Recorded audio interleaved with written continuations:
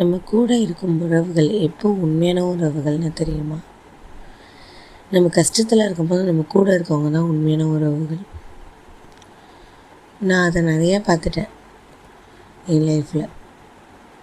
ஆனால் கஷ்டம்னு வரப்போ யாருமே பக்கத்தில் இருக்க மாட்டாங்க. ஒரு சின்ன ஹெல்ப் தான் கேட்போம், ஆனால் அதை கூட செய்ய மாட்டாங்க. கரெக்ட் தான். ஏன்னா அந்த நேரத்தில் அவங்களுக்கு அவங்க குடும்பம் தான் முக்கியமாக தெரியும். ஸோ எந்த ஒரு சுச்சுவேஷனாக இருந்தாலும் தனியாக நின்று ஹேண்டில் பண்ண கற்றுக்கணும். நான் கற்றுக்கிட்டேன் யார் எப்படி என்னன்னு.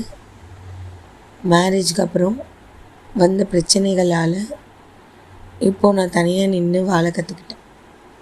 அதே மாதிரி தான் எல்லோருக்கும், பெண்களாக இருக்கட்டும் ஆண்களாக இருக்கட்டும், யாரையும் சார்ந்து இருக்கக்கூடாது.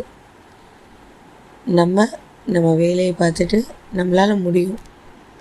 படிச்சிருக்கோம், எவ்வளோ வேலைகள் இருக்குது.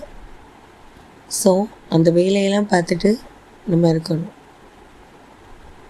மனசை மட்டும் எந்த ஒரு பிரச்சனையிலையும் விட்டுடக்கூடாது.